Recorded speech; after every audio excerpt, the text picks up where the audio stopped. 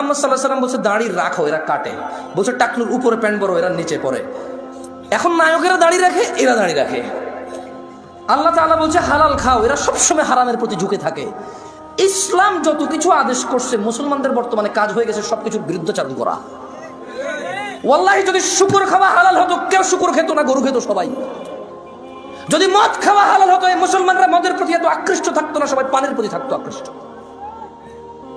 যদি সুদ আর ঘুষ খাওয়া হালাল হতো, তাহলে আজকের যে মুসলমান আমার চোখের সামনে আসি, আমার মনে হয় এরা কেউ সুদ আর ঘুষ খেত না।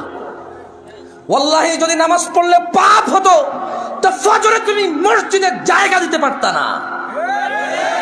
গান শুনলে পাপ হয়, কনসার্টে জায়গা হয় না।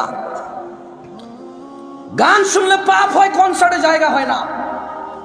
সিনেমা দেখলে পাপ হয়, ইন্টারনেটে মিলিয়ন বিলিয়নস ভিউ হয় ওইটার। বাবা মায়ের সাথে বেয়াদবি করলে পাপ হয়, কোন সন্তান তার বাপ মায়ের কথা শোনে না। একটা সামান্য মেম্বার, ইউনিয়ন মেম্বার, ও বেটা এখন 2 লাখ টাকা খরচ করলে হওয়া যায় কি? আগের যুগ আছে সম্মান হতো। আমি রাজনীতি বক্তব্য দিচ্ছি না, ফ্যাক্ট বলতেছি, নিজের উপরে নিয়েন না কেউ। আমি রাজনীতি বুঝি কম, তাই বলি না। আমার শত্রু বানায় শুধু শুধু নিজের শত্রু বাড়ায়েন না। আমি নিরীহ মানুষ, মনে আপনার কষ্ট যাবে শুধু, ব্যাস। আমারও ইনশাল্লাহ কিছু করতে পারবেন না, আমিও পারবো না। আপনার যা করবে, যদি কিছু হয় ওটা আল্লাহর তাকদীরে আছে, আমার হবে, আপনার হলে ওটা আল্লাহর তাকদীরে আছে, তাই হবে, ব্যাস, দ্যাটস ইট। আমি ভয় পাই না তা না, এই জন্য আরো অনেক কন্ট্রোল করে বলতেছি। তো এই জন্য দেখবেন বাবা মায়ের অবহেলা। ওর যদি খালি ইউনিয়ন চেয়ারম্যানে বলে ওকে বলিস তো একটু দেখা করতে, ও লুঙ্গি কুন্ডা পড়বে, এই টেনশনে পড়ে যাবে, যাইতে হবে রে। ওর বাপ মা ওকে ডেকে পাঠাইলো, বলে যে আসতেছি, বলে দিস পরে আসতেছি। আমার একটা জিনিস বিবেচনা করে দেখলাম, যত কিছু আল্লাহ তাআলা হ্যাঁ করতে বলেছে, তত কিছু আমরা অনীহা করি। উনি বলেছে বিয়ে করো, 2টা 3টা 4টা পছন্দ মতো, তৌফিক অনুযায়ী। আমরা প্রেম করি 2টা 3টা 4টা সিম দিয়ে। আপনি দেখেন, উনি বলছে বিয়ে করো 2টা 3টা 4টা, আমরা করি প্রেম 2টা 3টা 4টা।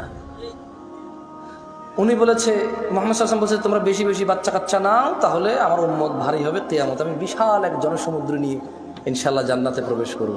আমরা বলি একটা যথেষ্ট। কয়টা যথেষ্ট? একটা যথেষ্ট। উনি বলেছে বিয়ে করো, রিজিক বাড়বে, আমরা বলি আগে চাকরি বাকরি এস্টাবলিশ হয় তারপরে বিয়ে। এভরিথিং উল্টা। উনি বলেছে মেয়েরা মোহর পাবে, আমরা নেই যৌতুক। তুমি দেখছো? একটু চিন্তা করে দেখো না। উনি বলছে দাড়ি রাখো, আমরা কাটি। উনি বলছে নখ কাটো, আমরা নখ এত লম্বা রাখি। তুমি বুঝতেছো না ভাই, আসলে এটা ও নখ রাখার শখ না, জাস্ট আল্লাহর বিরুদ্ধাচারণ করা, রাসূলের বিরুদ্ধাচারণ করাই হচ্ছে ওর উদ্দেশ্য। ওর জীবনের একটা এইম হয়ে গেছে। এই যে এখানে দাড়ি কাটা মানুষগুলো বসে আছে, ওর যদি বলা হয় এই দাড়ি যদি তুই না কাটিস ভাই, তোর কি লস?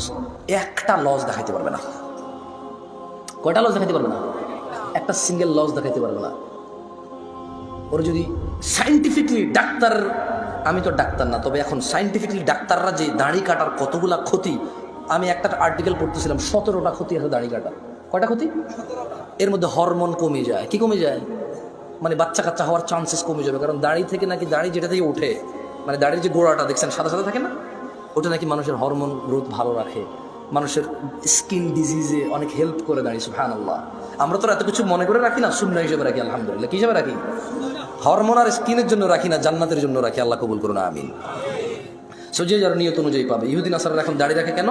হরমোন গ্রোথ ভালো রাখার জন্য, স্কিন প্রোটেক্ট করার জন্য। আমরা রাখি জান্নাতে যাওয়ার জন্য। তো আমরা জিনিস চিন্তা করলাম যে মসজিদে মানুষ নাই, কনসার্টে কেন মানুষ? কারণ মসজিদে আসতে বলা হয়েছে এই জন্য আসে না, কনসার্টে যেতে নিশ্চিত করছে এই জন্য যায়, নাথিং এলস। আচ্ছা, শীতকালে সব মানুষ জ্যাকেট, কুর্তা, পাঞ্জাবি, জুব্বা, তারপর হচ্ছে চাদর, তোয়ালা, কানটুপি, নাকটুপি, মাস্ক, হাত মোজা, পা মোজা সব কিছু দেয়। কারো কাছে অত্যাচার মনে হয় না এটা। কিন্তু যখনই পর্দা করার জন্য শুধু বোরখা পড়তে বলা হয়, সবার কাছে অত্যাচার মনে হয়। শীতকালে মহিলারা সৌন্দর্য দেখাবে না কেন? ওয়াই? তখন কি ওদের স্বামীর সাথে থাকা লাগে না? তখন কি ওদের বয়ফ্রেন্ডরা ছুটি নিয়ে নেয়? তখন কি ওদের বিবাহের জন্য আসা বন্ধ হয়ে যাবে? তাহলে শীতকালে কেন গা ঢাকে? কারণ ঠান্ডা লাগে তাই ঢাকে। গরমকালে কেন ঢাকে না?